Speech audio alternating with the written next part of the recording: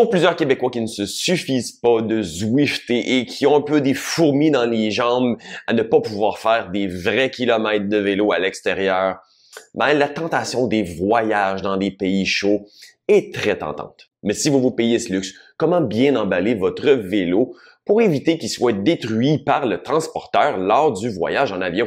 Parce que les bagagistes n'ont pas la réputation d'être particulièrement délicats. Bienvenue dans cette capsule présentée par Vélomag et aujourd'hui je vous montre comment faire une mise en boîte de votre vélo comme un pro. Bon, premièrement, trouvez la boîte. Évidemment, si vous avez un sac ou une boîte dédiée, déjà, le choix est évident. Mais c'est pas de ça ici qu'on va parler particulièrement. Mais si vous regardez pour ces options, disons qu'il y a deux choix, c'est-à-dire des boîtes rigides et des boîtes souples. Les boîtes rigides, en général, vont avoir un meilleur niveau de protection, mais vont être quand même plus difficiles à transporter et à entreposer. Tandis que les sacs plus flexibles, justement, peuvent être compressés une fois le vélo sorti du sac. Mais aujourd'hui, je vous parle principalement de l'option qui est la moins coûteuse, c'est-à-dire de prendre une boîte de carton recyclée pris chez un détaillant de vélo. La plupart se feront un plaisir de vous laisser une boîte et du rembourrage pour votre voyage. Mais de grâce, remerciez-les de leur générosité en les avertissant à l'avance de vos besoins et dès qu'ils vous appellent pour vous dire qu'ils ont une boîte de prêt pour vous, allez la ramasser le plus tôt possible. Question quand même de les débarrasser de cet encombrant dans leur espace. Maintenant, on va mettre un vélo en boîte. Le mien. Malheureusement, c'est juste pour une démonstration. Non, je pars pas en voyage. Les kilomètres virtuels sont encore au menu pour l'instant pour moi. La première étape serait d'enlever les pédales. Un outil avec un manche très long est vraiment avantageux pour avoir le maximum de levier de force. Et il faut aussi savoir que la pédale gauche va avoir un filet inversé, c'est-à-dire qu'il faut aller dans le sens des aiguilles d'une montre comme si on voulait visser pour dévisser, donc la retirer. Ensuite, je conseille fortement d'enlever la pression dans les pneus. La raison est que les soutes sont souvent dépressurisées, donc si vous avez déjà une haute pression dans le pneu et vous ramassez à haute altitude où la pression atmosphérique est beaucoup plus basse qu'à la hauteur dans le fond de la mer, il pourrait avoir vraiment une trop grande différence qui crée un peu une explosion au niveau du pneu. Ensuite, on va retirer la roue avant. Si vous avez des freins à disque hydrauliques, très important de mettre un espaceur entre les patins de frein pour éviter que si vous vous accrochez les leviers de frein, qu'il n'y ait pas une compression au niveau des patins de frein qui nécessiterait vraiment un réajustement complet. Une autre chose que vous pouvez voir avec votre détaillant si c'est disponible, c'est s'ils ont des protège-disques qui sont parfois, dans le fond, inclus dans les emballages des vélos neufs. Pour éviter un bris de la fourche en cas de compression latérale de la boîte, si vous mettez un axe qui va en fait empêcher la fourche de plier vers l'intérieur, ça va être vraiment une excellente option. Au niveau de la roue arrière, généralement pas besoin de la retirer. La plupart du temps, les boîtes sont assez grandes pour vraiment avoir seulement la roue avant à retirer. Par contre, on va mettre le dérailleur avant et arrière dans la vitesse la plus facile. Donc, les deux dérailleurs le plus vers l'intérieur possible. Ça va vraiment les dégager le plus possible de l'extérieur, donc le dégager le plus possible des potentiels impacts externes. Si vous voulez même davantage de protection au niveau du dérailleur arrière,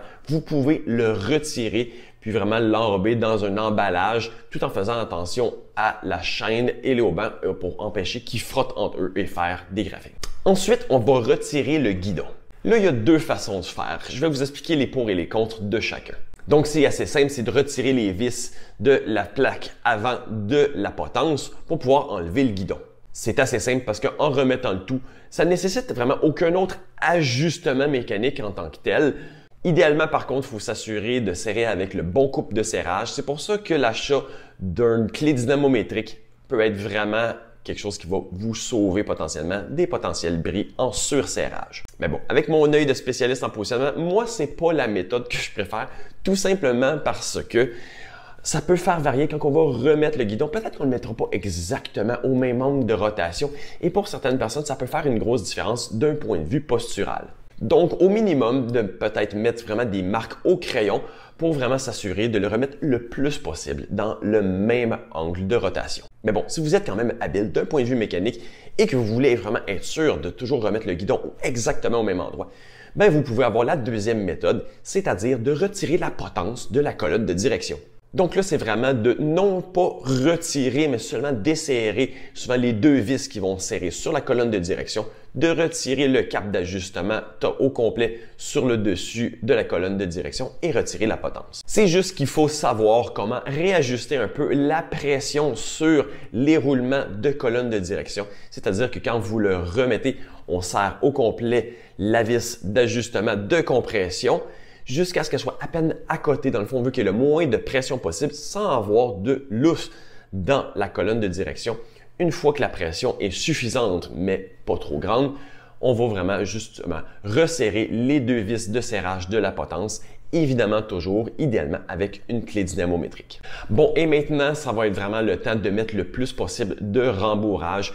Plus il y a de rembourrage, plus le vélo va être protégé. Que ce soit du rembourrage de mousse qui va être souvent fourni avec les boîtes chez les détaillants parce que les vélos neufs sont souvent protégés avec ce type de matériel, ou de prendre aussi vous-même du carton ou des serviettes. Vraiment enrober le plus possible, surtout l'externe du vélo qui est proche, dans le fond, des parois de la boîte à l'intérieur. Ça va beaucoup aider aussi à le stabiliser pour pas qu'il soit constamment en train de bouger à l'intérieur de la boîte. Une fois que c'est fait, il faut retirer aussi la tige de selle avec la selle. Encore là, la meilleure façon pour le remettre exactement au bon endroit serait de mettre, dans le fond, un tour de ruban électrique directement à l'endroit où la jonction entre le cadre et la tige de selle. Comme ça, quand vous avez à la réinsérer, tout simplement de le remettre pour qu'il s'arrive vis-à-vis un à l'autre et de le resserrer avec une clé dynamométrique. Et là, on peut mettre le vélo dans la boîte. Après, on va rajouter la roue avant qu'on va insérer idéalement du côté gauche du vélo, c'est-à-dire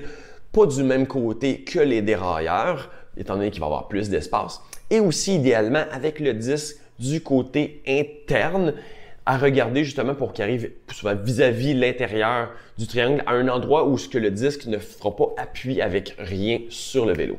Évidemment aussi, essayer de protéger le vélo et la roue avec du rembourrage et aussi entre les deux avec du rembourrage ou une serviette ou un carton. Je vous suggère de profiter de l'espace restant dans la boîte pour y mettre évidemment tous vos outils que vous allez avoir besoin pour le remontage. Vous pouvez mettre évidemment aussi vos chaussures, casques, vêtements, etc. Et pour remonter, évidemment, vous faites le processus inverse. Et maintenant, vous êtes prêt à partir. Êtes-vous déjà allé en voyage à vélo? Si oui, dites-moi où dans les commentaires, question de faire rêver un peu tout le monde. Et je vous dis à la prochaine.